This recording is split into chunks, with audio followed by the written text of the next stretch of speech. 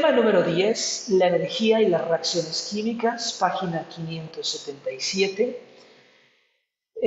Lo primero que debemos observar es la diferencia que hay entre una reacción química y una ecuación química. Una reacción química es el fenómeno real, el fenómeno que ocurre en la naturaleza.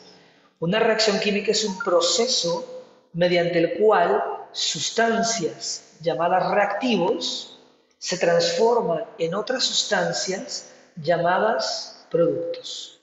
¿Ok? Es decir, la reacción química es el fenómeno que ocurre en la naturaleza, en la vida real. Mientras que una ecuación química es la representación mediante una ecuación de un fenómeno real. Sí queda claro. La reacción química es el proceso real, lo que ocurre en la vida real, el fenómeno natural. La ecuación química, que es lo que nosotros vamos a estudiar, ecuaciones, pues simplemente la representación mediante numeritos, letras, etcétera, etcétera, es la representación de un fenómeno real, de un fenómeno natural. Esa es la clave. Nosotros estudiaremos ecuaciones químicas. ¿Ok? Muy bien. Recuerda que lo que está del lado izquierdo de una ecuación,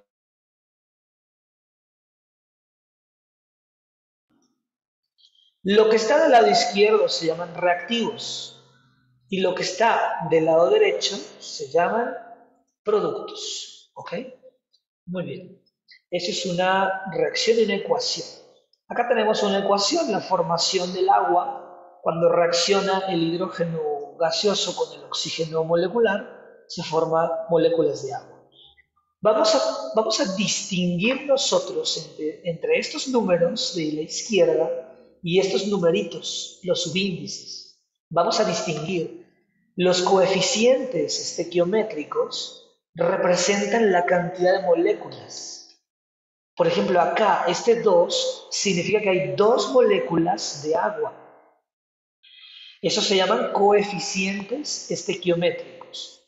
Coeficientes estequiométricos. Y representan la cantidad de moléculas. Mientras que los numeritos, estos numeritos pequeños, son la cantidad de átomos. ¿Ok? La cantidad de átomos. Es decir, una molécula de agua se compone por 2 átomos de hidrógeno y un átomo de oxígeno. Mientras que en esta reacción o en esta ecuación tenemos 2 moléculas de agua. ¿De acuerdo? Eso para empezar. Muy bien. Ok, eso para empezar. Vamos a estudiar nosotros balanceo de ecuaciones. Y para el balanceo de ecuaciones solamente vamos a modificar, recuerda muy bien esto, en el balanceo de ecuaciones solo puedes modificar la cantidad de moléculas. No puedes modificar el número de átomos. No puedes modificar este 2, por ejemplo, porque si tú modificas este 2, pues ya no sería oxígeno, ¿estás de acuerdo? Si tú le pones un 3, pues ya es ozono, ya es otra cosa. Si tú acá le pones un 2, pues ya es agua oxigenada, etc. En el balanceo de ecuaciones solo puedes modificar esto, la cantidad de moléculas, ¿de acuerdo? Muy bien, mucho cuidado con eso entonces. Pues vamos al balanceo de ecuaciones, que es lo primero que nos piden. Recordar que un balanceo de ecuaciones se basa en la ley de la conservación de la materia propuesta por el químico francés Antoine Lavoisier. Bueno, antes de ir al balanceo de ecuaciones, primero viene clasificación de reacciones, que también es un tema bastante ocupado en el examen. Así que vamos a platicar un poquito de los tipos de reacciones para empezar. Muy bien. Entonces, tipos de reacciones. Se pueden clasificar en 3 tipos, de acuerdo a la transformación, de acuerdo a su dirección y de acuerdo a la energía intercambiada. Número 1, reacciones según la transformación, que es uno de los más preguntados en el examen. tenemos reacciones que se llaman de síntesis. ¿Qué son las reacciones de síntesis? Pues bien, las reacciones de síntesis son aquellas en las que simplemente se suman o se combinan dos o más sustancias. Recuerda que la palabra síntesis significa suma. Una síntesis es una suma. Por lo tanto, una reacción de síntesis simplemente es la combinación, la suma de dos o más sustancias para formar una sola sustancia, un solo compuesto. ¿Ok? Esa es la clave, que se suman dos o más para formar un solo compuesto, una sola sustancia. Muy bien. Siguiente, se llama reacción de descomposición. La reacción de descomposición es exactamente lo contrario, exactamente lo opuesto. Es decir, ahora tenemos una sola sustancia, un solo compuesto, que se descompone en dos o más sustancias simples. Ejemplo, el agua. Tenemos una sola sustancia, el agua, que si le agregamos un poco de calor, podemos descomponerla en dos sustancias, en este caso, en hidrógeno y en oxígeno. Es una descomposición porque una sustancia, un compuesto, se descompone en dos o más compuestos. Muy bien. La siguiente se llama reacción de sustitución simple. Y aquí lo que puedes observar es que, como su nombre lo menciona, hay un elemento que desplaza a otro elemento. En este caso, el elemento A desplaza o sustituye al elemento C. ¿Se dan cuenta? El elemento A sustituye a C, el elemento C queda libre y el elemento A toma el lugar del elemento C. Eso se llama sustitución simple. Un solo elemento sustituye a otro elemento. Muy bien. Esa es sustitución simple. Y el cuarto se llama doble sustitución. Una reacción de doble sustitución es aquella en la que, como su nombre lo sugiere, dos elementos sustituyen a dos elementos. Una doble sustitución. En este caso, puedes observar que el elemento D toma el lugar del elemento B. ¿Te das cuenta? El elemento D sustituye al elemento B. Y la combinación ahora queda AD. ¿Ok? El elemento D sustituye a D, pero al mismo tiempo el elemento D desplaza, sustituye al elemento D. Es un doble intercambio, ¿están de acuerdo? El elemento D ahora se combina con A y el elemento B ahora se combina con C. Es una doble sustitución. El ejemplo lo tenemos aquí. En este caso tenemos cloruro de sodio más nitrato de plata. Y lo que podemos observar es que solamente el nitrato sustituye al cloro. ¿Se dan cuenta? El nitrato ha sustituido al cloro. Y en lugar de cloruro de sodio tenemos nitrato de sodio. Pero también ocurre que el cloro sustituye al nitrato. Es decir, ahora el cloro toma el lugar del nitrato. Y en lugar de nitrato de plata, ahora tenemos un cloruro de plata. ¿De acuerdo? Bueno, pues eso es una doble sustitución. Nitrato toma el lugar del cloro y al mismo tiempo el cloro toma el lugar del nitrato. Una doble sustitución. Muy bien, es bastante común que en el examen te pongan uno de estos te pueden preguntar, o a veces es una relación de columnas. Vienen las cuatro reacciones, imagínate, y tienes que relacionarlo con sus respectivas clasificaciones. Vamos con el siguiente. El siguiente se llama reacciones según su dirección.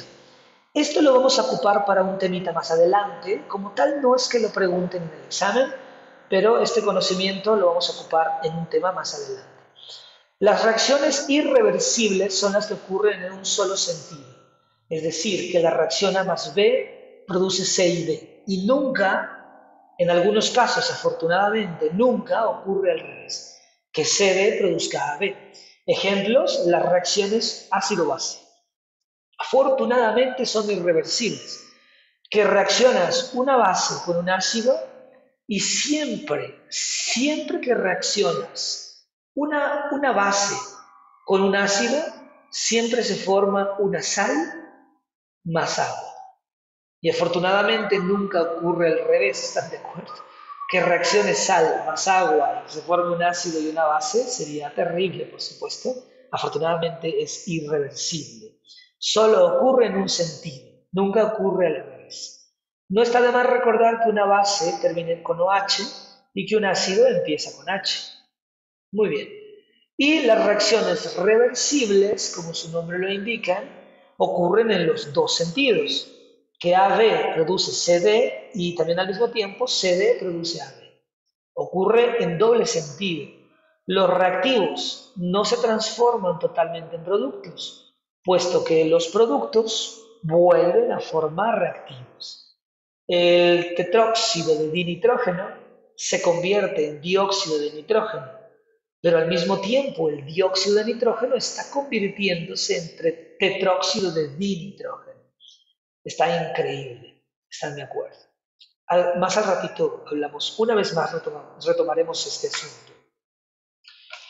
Y el siguiente clasificación también es bastante usado en el examen, la siguiente clasificación.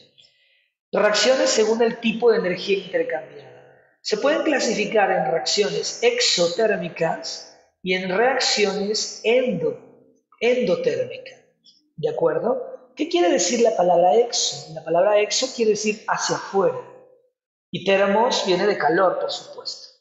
Así que exo hacia afuera, desprenden, liberan calor. Y las endo quiere decir hacia adentro, o sea que absorben, que necesita calor para llevarse a cabo. Sugerencia, sugiero que te aprendas el nombre, exotérmica, y que te aprendas la estructura, sobre todo la ubicación del calor, ¿ok? En una reacción exotérmica, el calor está en los productos del lado derecho, porque desprenden, liberan calor. Por eso está en los productos, porque es un producto el calor. En las reacciones endotérmicas, tienes que aprender que el calor está en los reactivos, porque se llama endo. Necesita calor para poder llevarse a cabo. ¿Ok? Así que, por favor, aprenda que el calor está en los productos en exotérmicas y que el calor está en los reactivos en endotérmicas. Porque suelen preguntarlo, es bastante preguntado en el examen. Muy bien. Pues igual les encargo resolver estos ejercicios ahí en casa. Miren lo que les comentaba. Tenemos las 4 reacciones y tenemos los 4 tipos de reacciones, una relación de columnas. Se los encargo ampliamente. Igual, tipo de reacciones. Y me gustaría primero ver algo de calor, a ver si es que hay algo aquí. Y desafortunadamente no nos preguntaron nada de calor. Bueno, más adelante vamos a retomar este asunto. Más adelante retomamos esto. Memorícenlo, tomen nota, subrayenlo, etc. Hagan lo necesario para recordarlo. Y vamos a balancear ecuaciones. Más adelante retomaremos esto. Vamos a balancear ecuaciones entonces. Página 579. Página 579, vamos a balancear ecuaciones. Ejercicio 5. Pues bien, habíamos comentado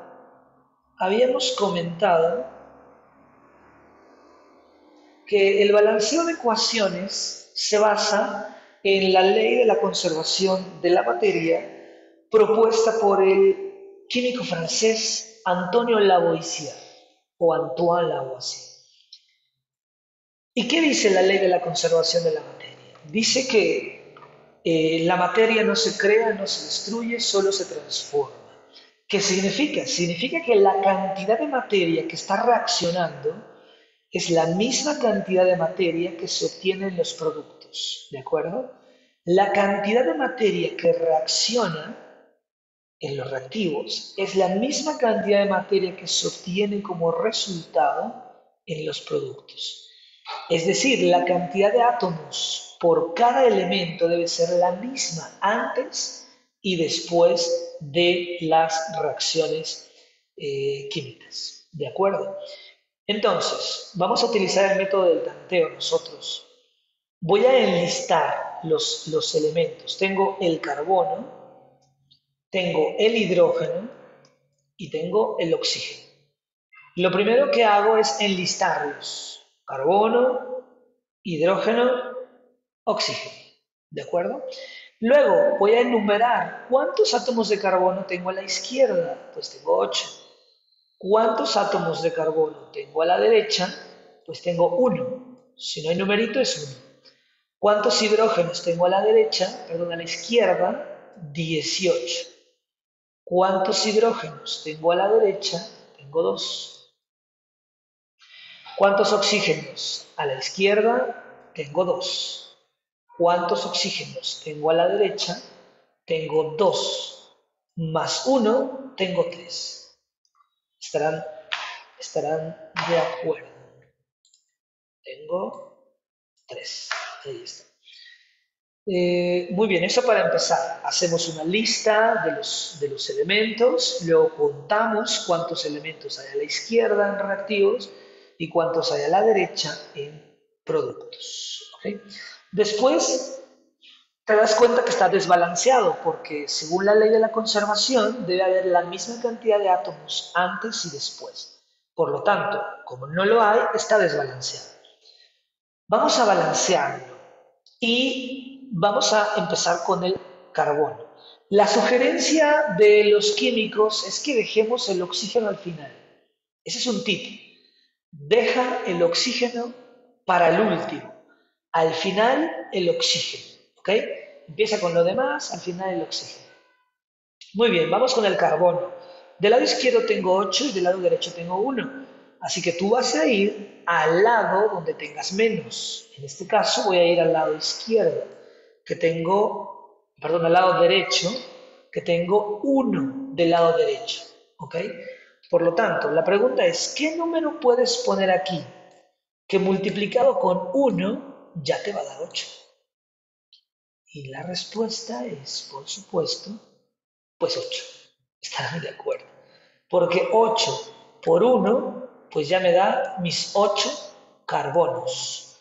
Se alteraron los oxígenos, pero el tip de los químicos es ignóralo. No te preocupes por el oxígeno, déjalo al final. Muy bien, vámonos con el hidrógeno. Y acá tengo 18 y acá tengo 2. Así que nos vamos al lado derecho, ¿ok? Donde está el menor, ahí vamos a trabajar. La pregunta es, ¿qué número pongo aquí que multiplicado con 2 me dé 18? Y la respuesta es 9, por supuesto. Porque 9 por 2 ya me da mis 18 hidrógenos. Ahí está, 18 hidrógenos. Y ya quedó, vean que ya quedó, qué maravilla, 8 carbonos, 18 hidrógenos, 18 hidrógenos. El que siempre nos arruina todo el trabajo se llama oxígeno. Pues veamos qué pasó. Tengo de este lado derecho, tengo 8 por 2, tengo 16 oxígenos. Más, tengo 9 por 1, tengo 9. 16 más 9, tengo 25 oxígenos del lado derecho.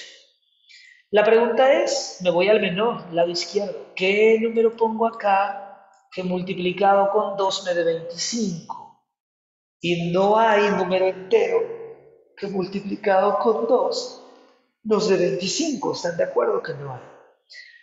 En ocasiones se pueden poner fracciones. Debo decir que sí se podrían poner fracciones. 25 medios podría poner. Y ya me va a dar 25. Se puede poner fracciones porque el oxígeno es una molécula diatómica. El oxígeno siempre anda en parejitas, lo comentábamos en clase. El oxígeno siempre anda en parejitas, siempre anda de dos en dos. Por lo tanto, se puede dividir a la mitad y te queda un átomo y un átomo.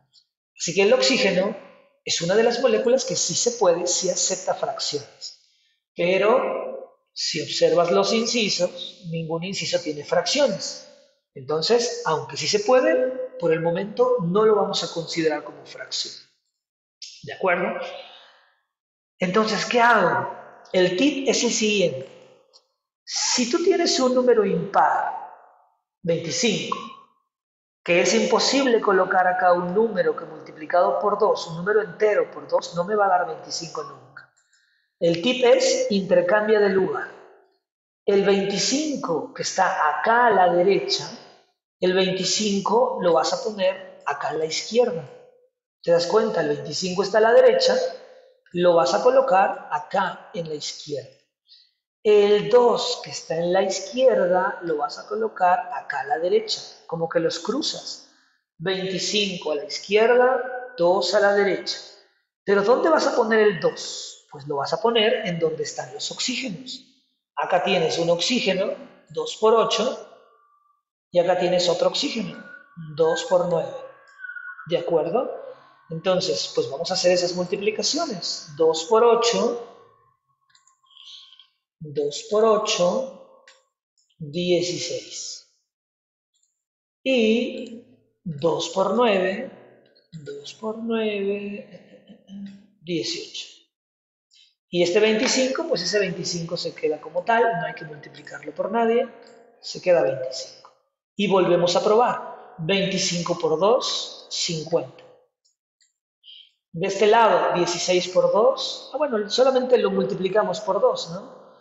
16 por 2, 32. 18 por 1, 18. 18 más 32, efectivamente, 50.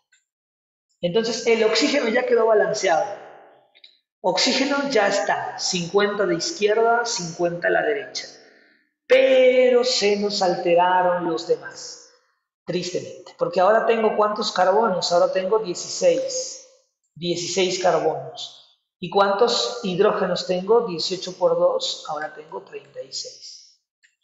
Me regreso a balancear esto, que ya es más fácil. Si tengo 8 carbonos y quiero 16, pues basta con multiplicarlo por 2. ¿Estás de acuerdo? 2 por 8 ya me da 16 y 2 por 18 ya me da 36. Así que ya quedó 16, vamos a comprobarlo, 16 carbonos, 16 carbonos. 2 por 18, 36 hidrógenos y 36 hidrógenos, ¿no? 18 por 2. Oxígenos, 25 por 2, 50, 32 más 18, 50. Ya quedó balanceado. La respuesta es 2, 25, 16 y 18. 2, 25, 16 y 18.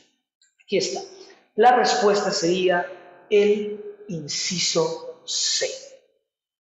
Eso es un balanceo de ecuaciones, al menos por el método del tanteo.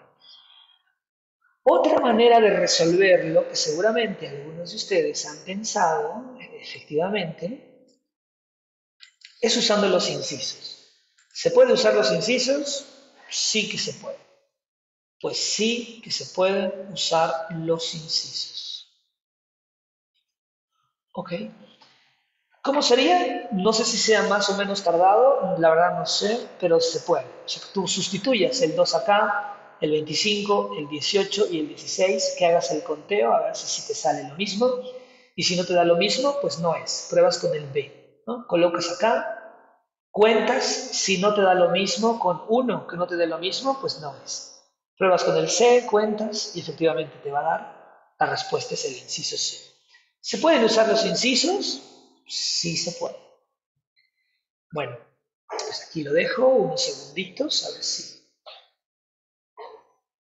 ya lo han copiado y si hay alguna duda, por supuesto que podemos platicarles dudas.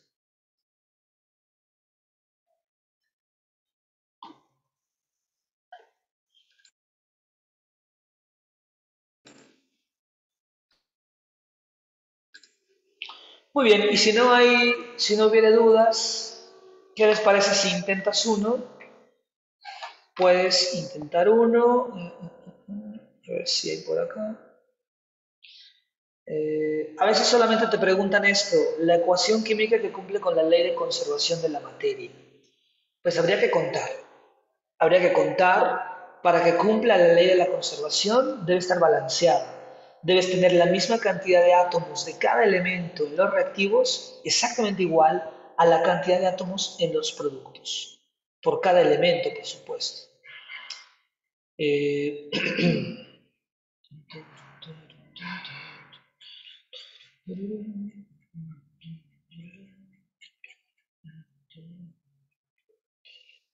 Por ejemplo, aquí es bastante probable que sí vamos a aceptar fracciones, ¿no?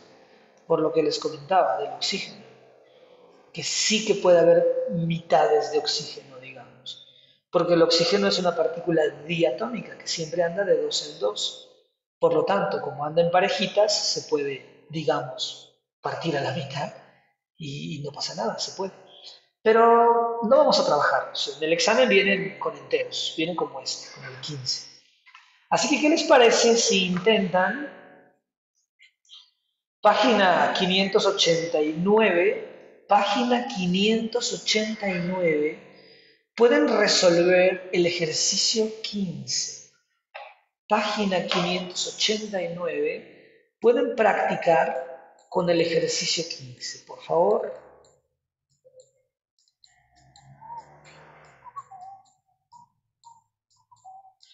Adelante, ejercicio 15, 589, todo suyo.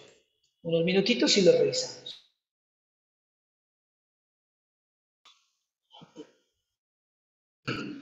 Vamos a revisarlo entonces. ¿Tienen algún inciso? ¿Les dio algún inciso?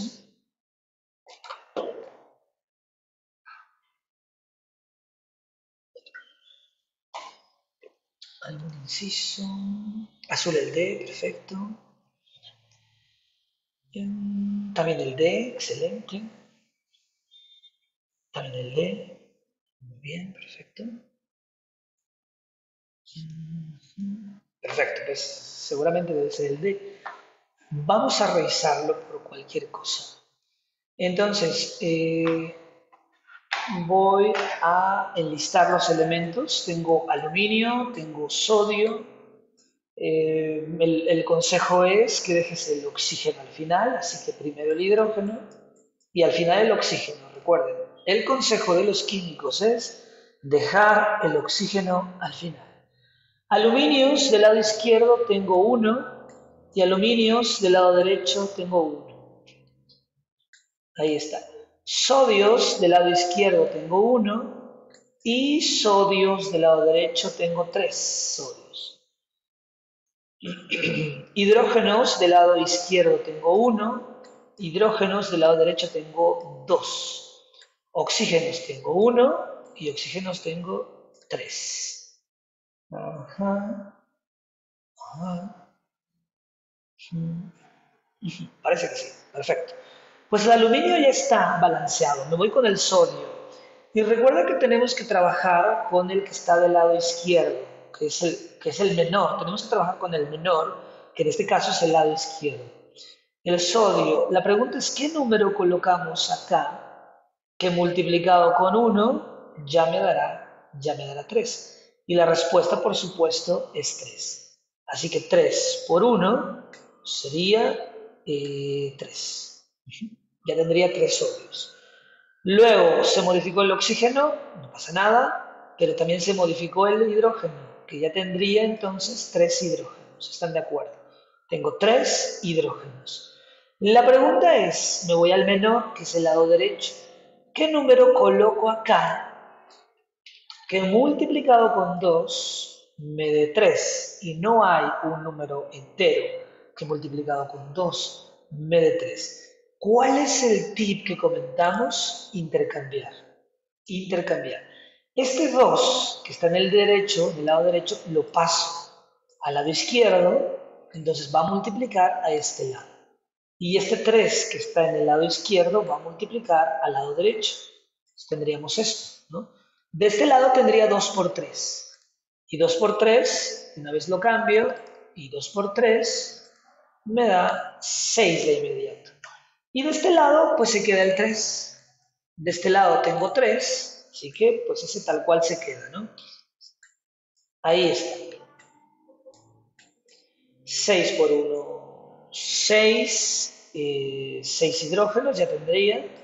Y 3 por 2 ya tendría 6 hidrógenos. Ahí está. Se modificaron los sodios, ahorita los revisamos. Vamos con el oxígeno ahora sí. Tengo 6 oxígenos, tendría 6 oxígenos. Y de este lado tengo 3. La pregunta es, ¿qué número pongo? La respuesta es 2, ¿estás de acuerdo? 2 por 3 ya tendría 6 oxígenos. Modificaría a 2 aluminios y modificaría a 2 por 3, 6 sodios. 2 por 3, 6 sodios. 2 por 1, 2 aluminios. 2 por 3, 6 oxígenos. Ya tengo los 6 oxígenos, solamente me falta revisar el aluminio, que tengo que ponerle un 2, estarás de acuerdo, para que sean 2 aluminios, ya quedaron mis 2 aluminios, tengo 6 sodios, así que ya quedó el sodio y ya quedó balanceado. ¿Están de acuerdo? Eh, ¿Están de acuerdo? La respuesta efectivamente 2623, 2623. Efectivamente la respuesta es el inciso de dedo. Es totalmente correcto. Muy bien. Bueno, si hubiera alguna duda, si hubiera alguna inquietud, podemos platicar.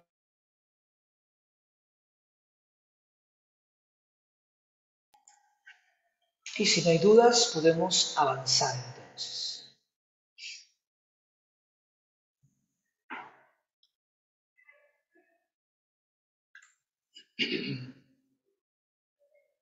Muy bien. Podemos avanzar si no hay dudas. Ese es el tema de balanceo de ecuaciones. Muy bien. Vamos al siguiente pequeño tema. Vamos al siguiente tema. Esto es lo que acabamos de estudiar. Perfecto. Vamos a la página 580, el tema de la energía. Vamos al tema de la energía.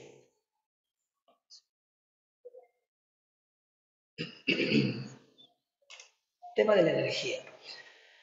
Página 580, por favor. La energía es una propiedad de los sistemas físicos y químicos, al igual que la masa. La energía es un poco más abstracta, porque no la podemos ver, no la podemos tocar como tal, ¿no? Así que estudiemos un poquito de energía desde el ámbito de la química. Lo primero que tenemos que repasar es un concepto que se llama entalpía. ¿Okay? La entalpía se representa con la letra H. Y la entalpía es la cantidad de energía que un sistema termodinámico intercambia con su entorno. Es energía, así que se mide en joules, ¿de acuerdo? La entalpía es la energía que se intercambia con el entorno. Que un sistema puede ganar energía o un sistema puede liberar energía. Puede perder energía o puede ganar energía. Muy bien. Eso para empezar.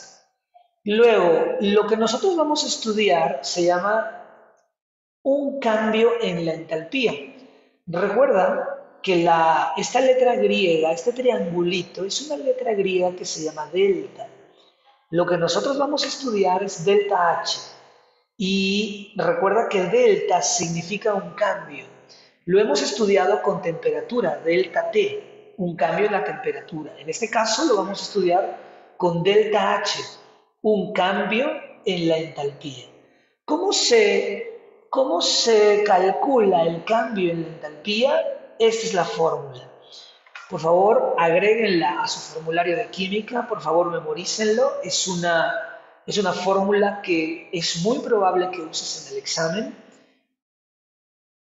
Y el cambio en la entalpía es igual a la entalpía de productos menos la entalpía de reactivos. Por favor, Tomen nota de esa fórmula, hay que memorizarla. El cambio en la entalpía es igual a la entalpía de los productos menos la entalpía de los reactivos. ¿Ok? Muy bien. Otra de las cosas que vamos a analizar nosotros es el signo de delta H. Cuando delta H es positivo, cuando el cambio en la entalpía es mayor que cero, positivo, se llama una reacción endotérmica. Quiere decir que está liberando energía, ¿te acuerdas? Que dijimos que está absorbiendo energía. Dijimos endo significa hacia adentro. Endo es hacia adentro, que la reacción está absorbiendo, necesita energía para llevarse a cabo.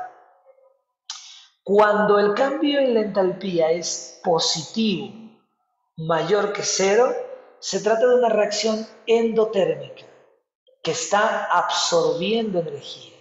Puedes verlo desde el punto de vista del sistema, de la reacción. Si la reacción está ganando, absorbiendo energía, por eso es que delta H es positivo, porque está ganando, está absorbiendo energía del entorno. Pero cuando delta H es negativa, significa que es una reacción exotérmica, porque exo quiere decir hacia afuera. Quiere decir que la reacción, que el sistema está liberando energía, está perdiendo energía, y la pérdida la asociamos con un signo negativo. Por eso es que una reacción exo tiene delta H negativo. ¿Ok?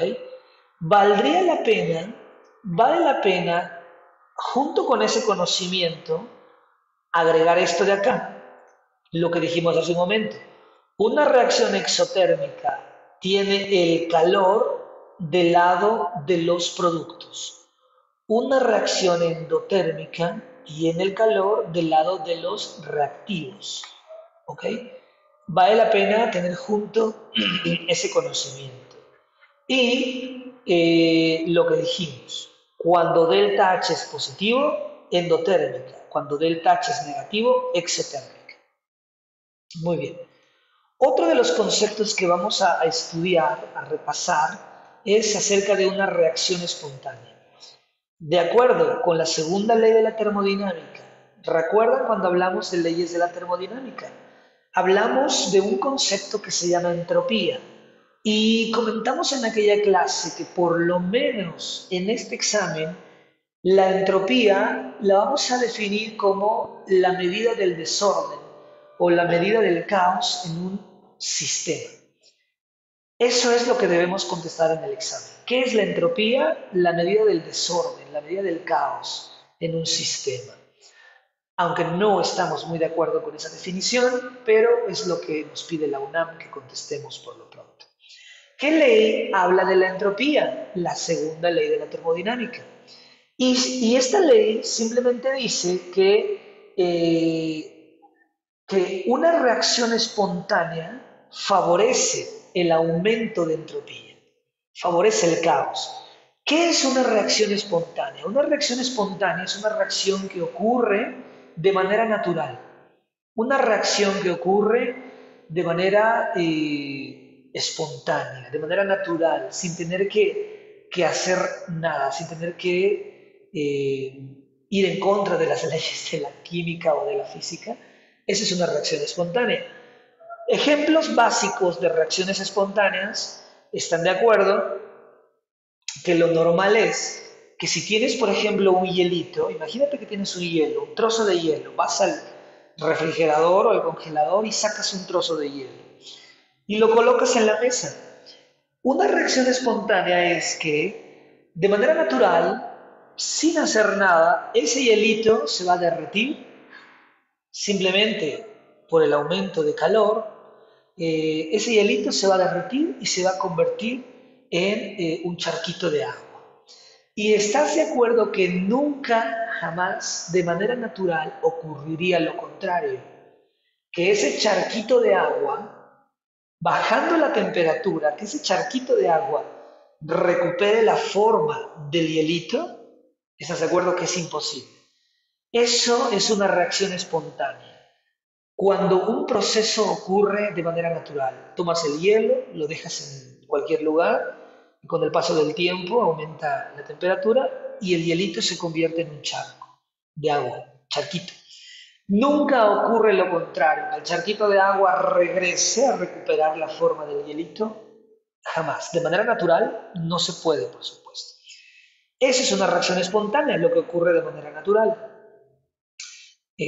Muy bien. Otro ejemplo de reacción espontánea, la combustión. De manera natural, ¿estás de acuerdo? Si tienes un hidrocarburo y de pronto enciendes un fósforo, pues de manera natural va a combustionar, ¿no? Va a combustionar y va a ocurrir un accidente. Eso es una reacción espontánea, lo que ocurre de manera natural. Muy bien. Y hay un concepto en química que se llama energía libre de Gibbs, que en el examen nos lo preguntan. La energía libre de Gibbs, como su nombre lo indica, es la energía disponible para realizar un trabajo mecánico útil. Tiene que ver con la segunda ley de la termodinámica y sirve que repasamos un poquito de física. Cuando hablamos de la segunda ley de la termodinámica en física, dijimos que la segunda ley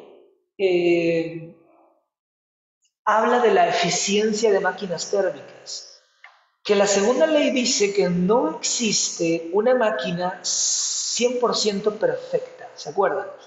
No existe una máquina perfecta, una máquina que el 100% de la energía disponible la transforma 100% en trabajo mecánico. No existe esa máquina.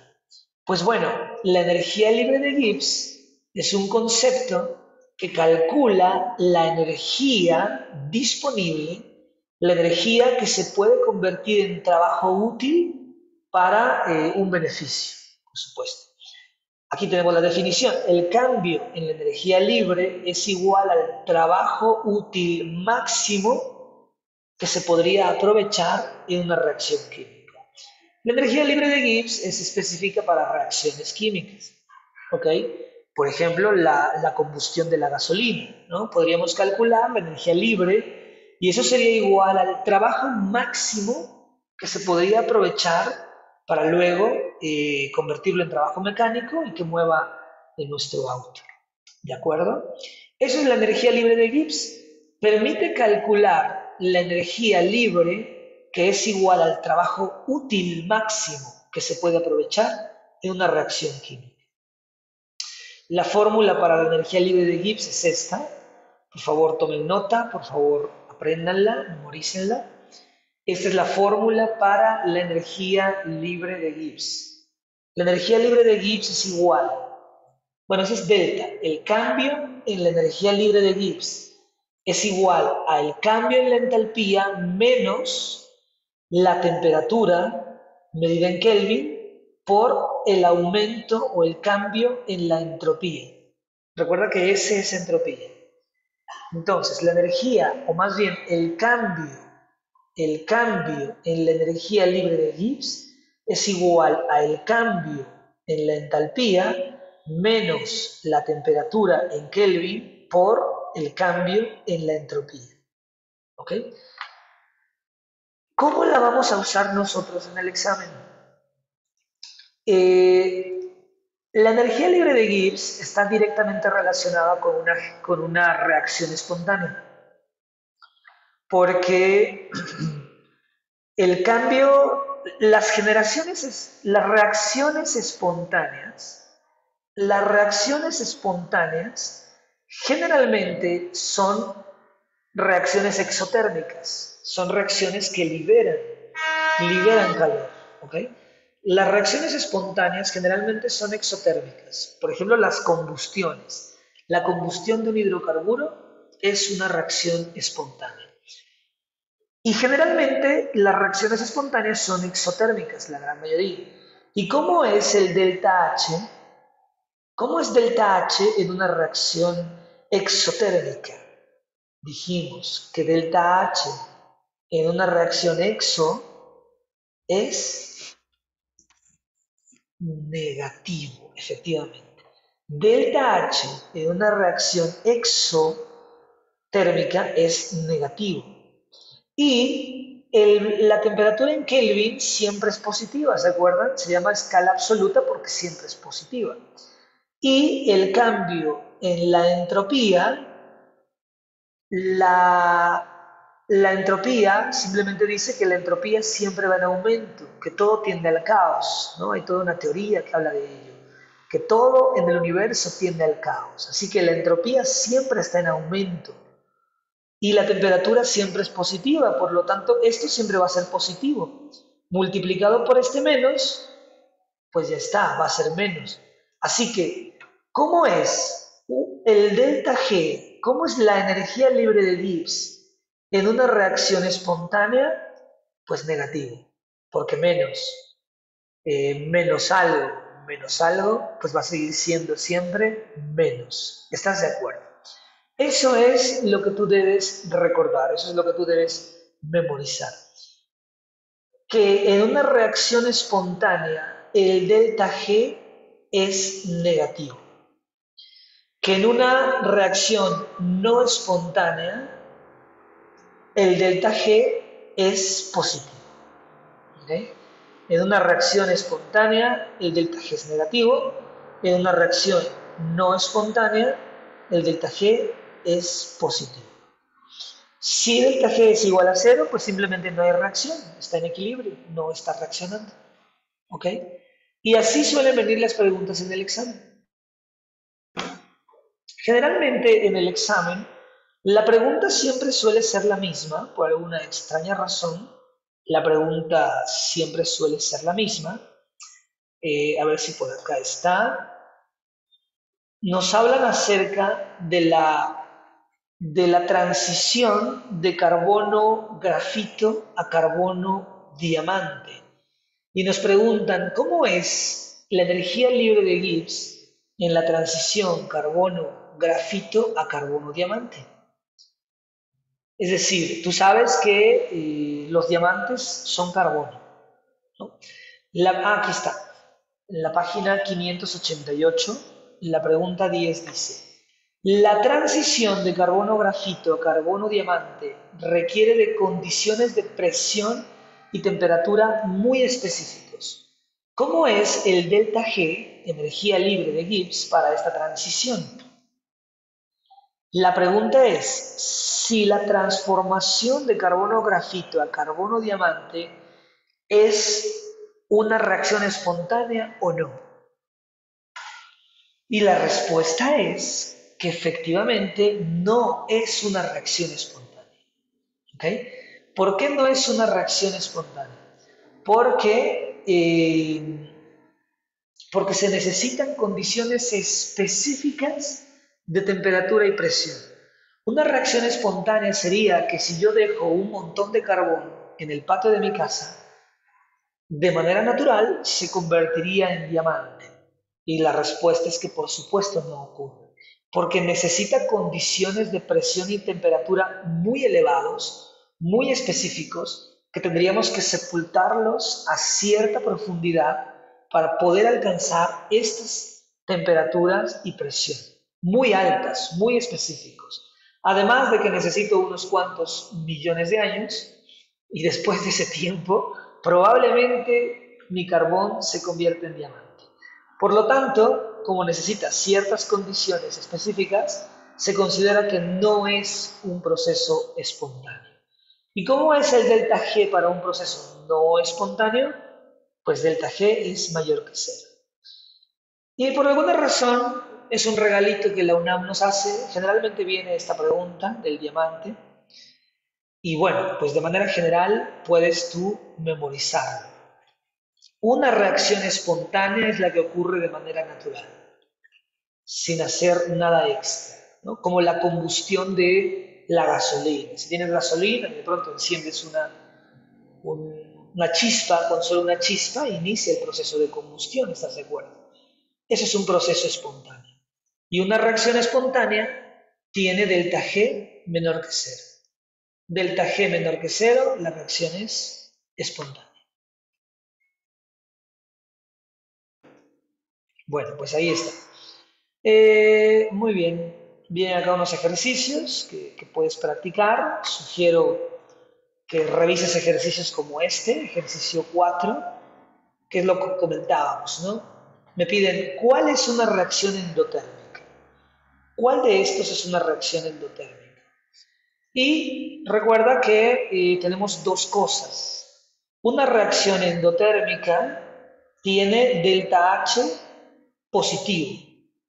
Y también recuerda que una reacción endotérmica tiene, lo vimos acá atrás, una reacción endo tiene el calor, la energía en los reactivos. Una reacción endo tiene el calor en los reactivos y una reacción endo tiene delta H positivo. Así que la respuesta, ¿cuál es una reacción endotérmica? Pues este es exo, porque es negativo, es exo, porque tiene energía en los productos, y aquí está. Esta es la reacción endo, porque tiene la energía en los reactivos. ¿Estás de acuerdo? Esta tampoco es porque tiene delta H negativo. Delta H negativo es exo. Así que la respuesta es el inciso C.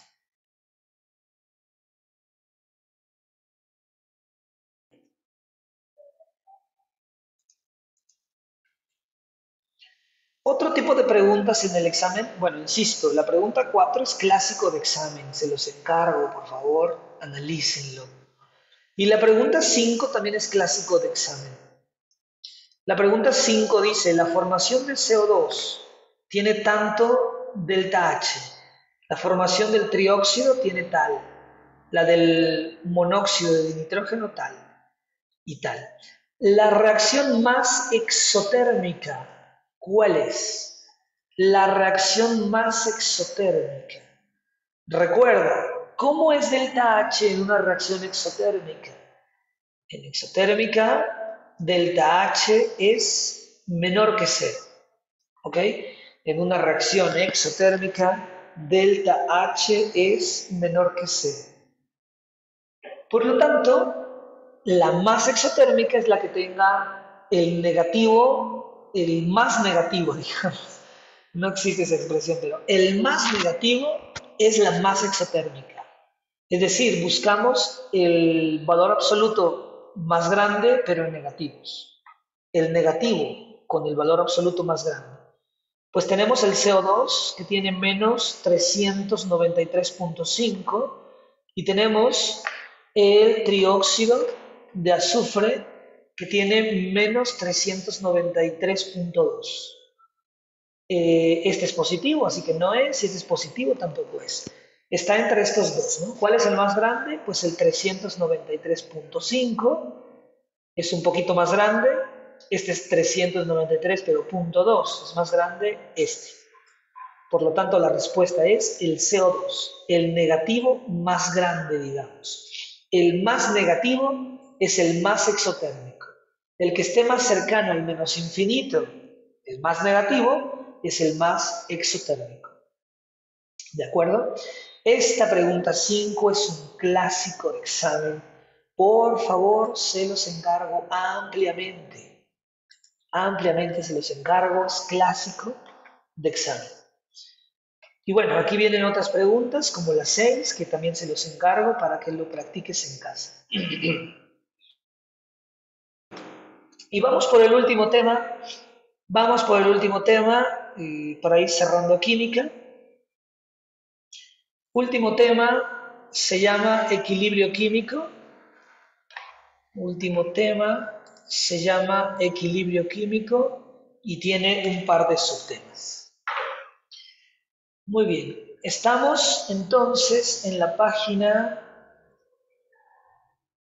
582, equilibrio químico.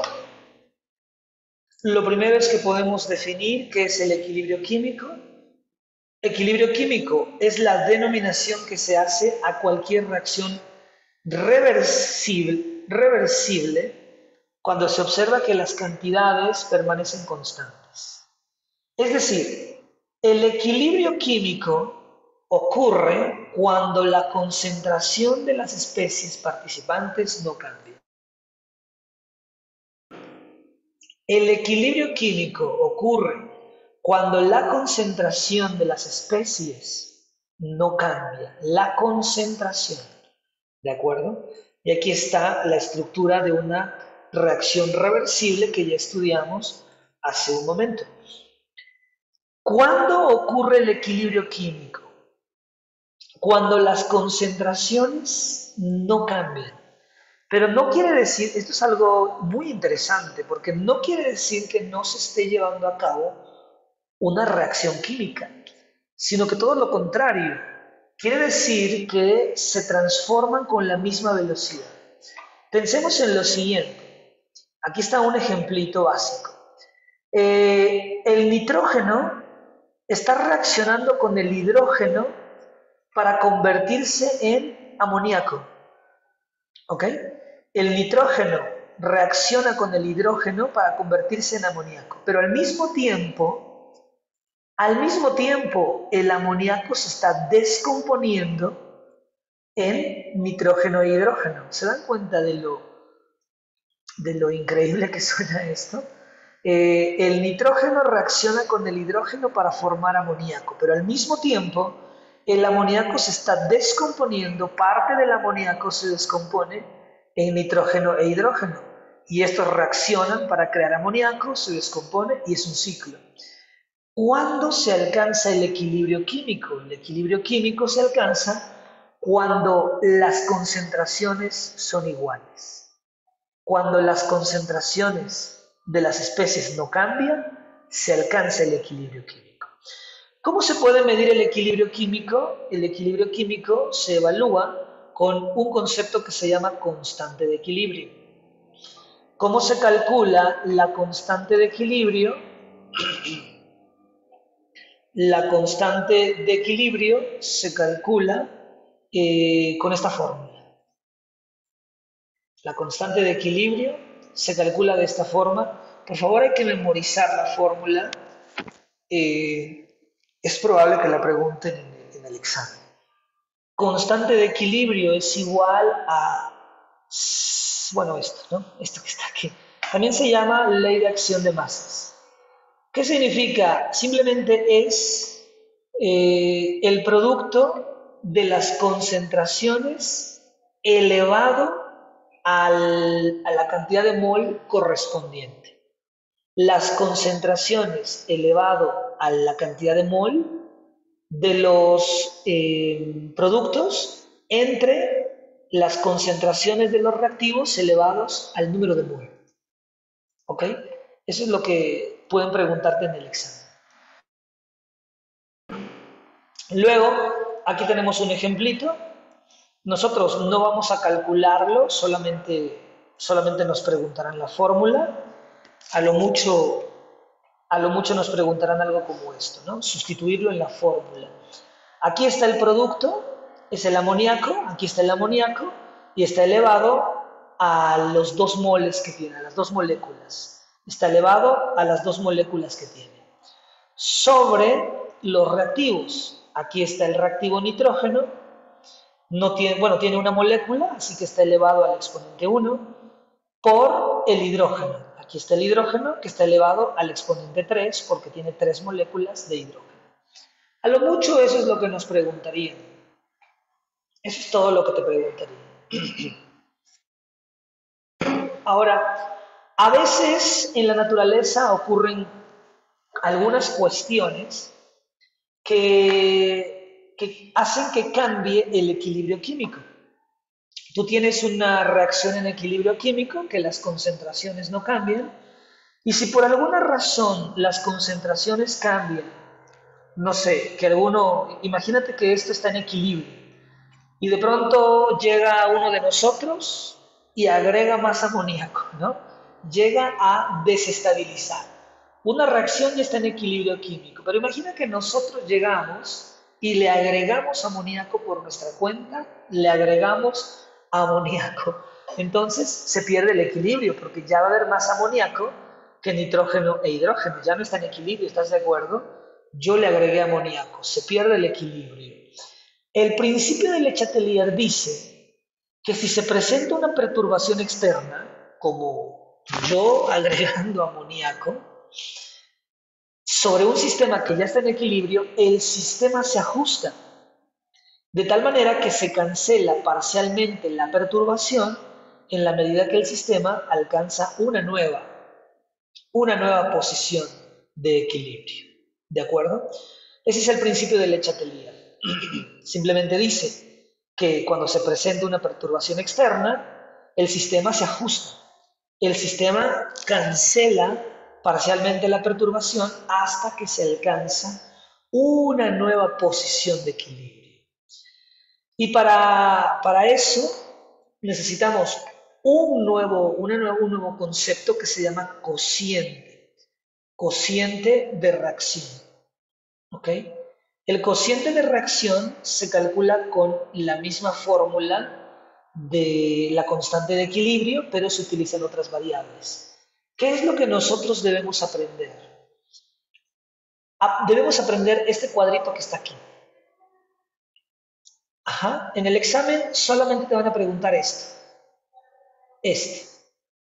Si el cociente es menor que la constante de equilibrio, entonces el sistema se va a mover de izquierda a derecha. ¿Qué quiere decir que el sistema se mueva de izquierda a derecha? Quiere decir que para recuperar el equilibrio, los reactivos van a convertirse más rápido en productos para alcanzar una vez más el equilibrio. Cuando el cociente es menor que la constante, el sistema va de menor a mayor. El sistema va de izquierda a derecha. ¿Qué significa de izquierda a derecha? ¿Qué tenemos a la izquierda? Los reactivos. Los reactivos se van a convertir más rápido en productos para recuperar el equilibrio. La otra opción es esta. Cuando el cociente es mayor que la constante, entonces el sistema va de menor a mayor, de derecha, que es el menor, a izquierda. ¿Qué quiere decir de derecha a izquierda? ¿Qué está a la derecha? Los productos. Para recuperar el equilibrio, los productos deben convertirse más rápido en reactivos para recuperar nuestro equilibrio. Cuando el cociente y la constante son iguales, el sistema está en equilibrio. Hay equilibrio químico. ¿Ok? Eso es lo que te pueden preguntar en el examen. Veamos, miren, aquí tienes un ejemplito básico. En el examen podrían contarte todo esto. En el examen podrían contarte todo esto. Y lo que a nosotros nos interesa es la constante y el cociente, que por acá deben dar. Aquí está. Lo único que nos interesa a nosotros es la constante y el cociente. ¿Ok? Te das cuenta que es el mismo ejemplo. Nitrógeno más hidrógeno que se convierte en amoníaco y el amoníaco que se descompone en nitrógeno e hidrógeno. A nosotros lo que nos importa es la constante y el cociente. Y una pregunta, ¿cuál es más grande? ¿Qué número es más grande? Bueno, siempre debemos analizarlo desde el cociente comparado con la constante. ¿Quién es más grande, el cociente o la constante? El cociente es 2.86 por 10 a la menos 2. Y la constante es 2.37 por 10 a la menos 3. La pregunta es, ¿quién es más grande? ¿Qué opinas? ¿Quién es más grande? Como este es por 10 a la menos 2, el punto se recorre a la izquierda porque es negativo 2 lugares. Se recorrería 1, 2. Tendría que agregar un 0. ¿Ok? Tendría que agregar un 0 para ponerle aquí el punto. 1, 2. Y la constante es 2.37, pero por 10 a la menos 3. O sea, el puntito tendría que moverlo hacia la izquierda 3 lugares, porque es a la menos 3. Sería 1, 2, 3. Tendría que agregar 2 ceros. ¿Estás de acuerdo? Tendría que agregar 2 ceros y poner el puntito aquí, porque es a la menos 3. 1, 2, 3. Por lo tanto, ¿estás de acuerdo que este 0.02 es mayor que 0.002? Entonces, como es mayor, estamos en el tercer caso. El sistema va de derecha a izquierda. Estamos en el tercer caso. Estamos aquí. El cociente es mayor que la constante. El sistema va de derecha a izquierda, es decir, derecha a izquierda, es decir, los productos deben convertirse en reactivos. El sistema va de derecha a izquierda, es decir, para recuperar el equilibrio, el amoníaco debe convertirse más rápido, debe acelerarse, convertirse más rápido en nitrógeno e hidrógeno, descomponerse más rápido en nitrógeno e hidrógeno para recuperar en algún momento el equilibrio. ¿Están de acuerdo? Es decir, la respuesta, bueno, por acá lo debe decir, un segundo.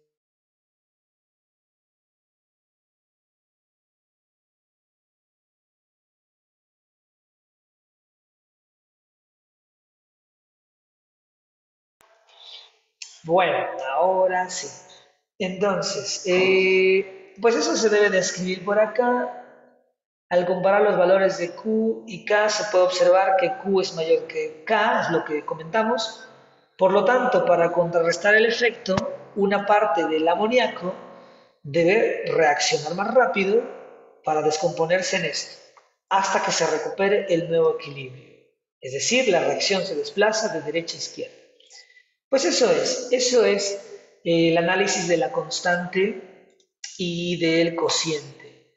Por acá viene una preguntita que les voy a dejar que hagan de tarea, por supuesto. Aquí está la pregunta 3, que tiene que ver con esto, y aquí está la pregunta 7. Te dan la constante y te dan el cociente. Es lo único que nos interesa a nosotros. La constante, el cociente. Y los comparas.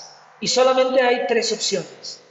O es menor el cociente y va de izquierda a derecha, o si está igual está en equilibrio, o si el cociente es mayor, va de derecha a izquierda. ¿Okay? Se los encargo, por favor. Y por último, la velocidad de una reacción, es decir, qué tan rápido, cómo podemos calcular con qué velocidad se lleva a cabo una reacción. Aquí tenemos la formulita, es la página 583. El último subtema es la rapidez de una reacción. Último subtema, la rapidez de una reacción. Se calcula con esta fórmula. Velocidad es igual a constante de rapidez, que tiene unidades de 1 entre segundo, por concentración molar. El último tema que vimos el jueves, concentración molar. ¿Okay? Perdón, el miércoles. Concentración molar. Pues vamos a hacer un ejercicio. ¿Qué les parece si hacemos uno juntos? Y vamos cerrando vamos cerrando la química. Pues yo creo que voy a hacer el ejemplo porque no veo muchos ejercicios acá. Yo creo, pues tristemente no veo. Por lo menos debe haber uno. Ah, aquí está. Ustedes hagan de tarea el 22 de la página 593. Ustedes llévense por favor de tarea el 22. Página 593, el 22. Y cualquier duda pueden escribirme. Tienen las redes sociales, ahí pueden escribirme cualquier duda que tengan. O si nos encontramos en el plantel, pues ahí pueden preguntar también. Y no veo otro, así que vamos a practicar con el ejemplo que tenemos aquí en el libro, porque no veo otro. Vamos a practicar con este ejemplo. Eh, Aquí está, ¿no? Lo voy a poner hasta ahí para no ver todo, para no ver todo el resultado. Ejemplo, vamos a practicar con el ejemplo. Dice, la reacción de descomposición es de primer orden. Si la concentración inicial de A es tanto y la constante de rapidez es tanto, ¿cuál es la rapidez de reacción? Es todo lo que necesitamos. Aquí está la fórmula. Velocidad es igual a constante por concentración. La constante aquí está. ¿ok? La constante es esto, 2.5 por 10 a la menos 3. Aquí el detalle es que tenemos notación científica por 10 a la menos 3, segundos a la menos 1. Las unidades las dejo al final. Constante por concentración. La concentración es de 0.8 mol. 0.8. Ahora sí trabajo con las unidades mol y las unidades de la constante es segundos a la menos 1. Segundos a la menos 1 quiere decir 1 entre segundo. ¿Ok? Entonces, básicamente el problema es una multiplicación. Vamos a hacer esta multiplicación, ¿qué les parece? 8 por 5, 40. Y llevo 4. 8 por 2, 16. Y 4, 20. Se me hizo muy fácil, como que siento que no lo hice bien. Se me hizo muy fácil, ¿no? Lo voy a repetir. 8 por 5, 40. Se escribe el 0 y llevo 4. 8 por 2, 16. Y 4, 20. Ah, sí lo hice bien. Y por último, vamos a contar la notación científica. ¿Cuántos decimales tenemos? Voy a contarlos. Después del punto tengo 1, después del punto tengo 2, más estos 3 tengo 5. Así que sería esto, 200 por 10 a la menos 5 mol sobre litro. ¿Ok? Perdón, molar sobre segundo. Molar sobre segundo, que son las unidades. Hay que ver, y ya tendrías que ver si en los incisos viene con notación científica o si en los incisos viene con decimales, ¿no? Hay que ver si viene con notación científica o si viene con decimales. Entonces, voy a repetir esto. Simplemente multipliqué 8 por 5, 40, me dio 0, me llevo 4, 8 por 2, 16 y 4, 20. Y conté la cantidad de decimales. De decimales hay 1, hay 2, más 3 hay 5. Si lo queremos en decimales, pues simplemente recorro el punto a la izquierda, porque es negativo, 5 lugares. Sería 1, 2, 3, 4 y 5. O sea, agregar 2 ceritos. ¿Estás de acuerdo? 1, 2. Voy a poner el 200 para visualizarlo mejor. El punto estaba aquí, pero lo movimos a la izquierda 5 lugares. 1, 2, 3, 4, 5. Como bien sabes, los últimos ceros no se escriben y ya quedó. Molar sobre segundos. Entonces, puede ser que la respuesta venga con notación científica o puede ser que hay que recorrer el punto, el negativo lo recorre a la izquierda, 5 lugares. Ahí está. Y esa es la respuesta, 0.002 molar sobre segundo. Pues listo. ¿Qué opinan? ¿Alguna duda? ¿Alguna inquietud? Insisto, pues tenemos un ejercicio más que ustedes pueden practicarlo allá en casa.